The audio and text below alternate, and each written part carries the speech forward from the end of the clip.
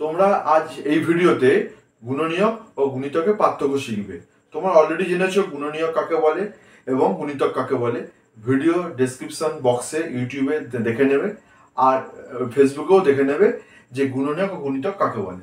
এটা একটা জিস্ট করে দিচ্ছি যে গুণনীয়ক ও গুণিতকের পার্থক্য, তাহলে পুরো ক্লিয়ার হয়ে যাবে।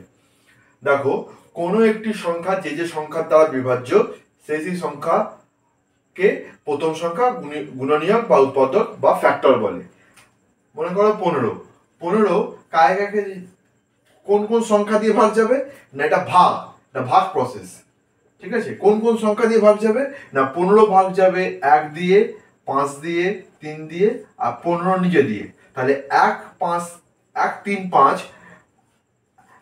5 হচ্ছে 15 গুণনীয়ক। আর গুণিতক কাকে বলে? কোন সংখ্যার দ্বারা যে সংখ্যাগুলি বিভাজ্য সেই সংখ্যাগুলিকে প্রথম সংখ্যা গুণিতক বলে। অর্থাৎ যদি 15 হয়, 15কে 15 দুগুণে 30, 3 15 45, 4 15 60, এরকম করতে করতে অসংখ্য। তাহলে এই সংখ্যাগুলো 15 দ্বারা বিভাজ্য, মানে এটা গুণ 15 নামতা বা 15 টেবিল।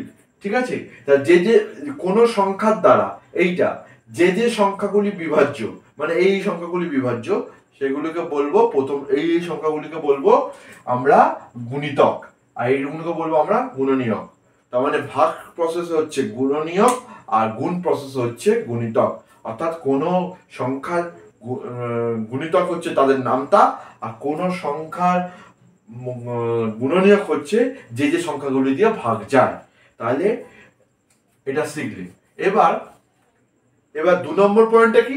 2 নম্বর পয়েন্টটা হচ্ছে গুণনীয়ক নির্দিষ্ট। গুণনীয়ক নির্দিষ্ট কেন?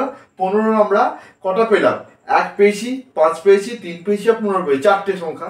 কিন্তু 15 গুণিতক অসংখ্য। 15কে দিয়ে যদি তোমরা 10,000 বা 15কে দিয়ে 1 কোটি বা আরো যত সংখ্যা তোমরা মনে করতে পারো 15 দিয়ে গুণ করলে 15 গুণিতক পেয়ে যাবে।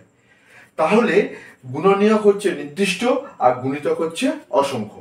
এই দুটো পার্থক্য। কিছু জিনিস তোমাদের বলে রাখি। কোন সংখ্যা সবারই গুণনীয়ক? কোন সংখ্যা সবারই গুণ হচ্ছে 1।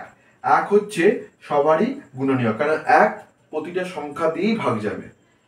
ঠিক আছে, তাই জন্য 1 হচ্ছে সবারই গুণনীয়ক। আচ্ছা, কোন সংখ্যা একটি মাত্র গুণিতক?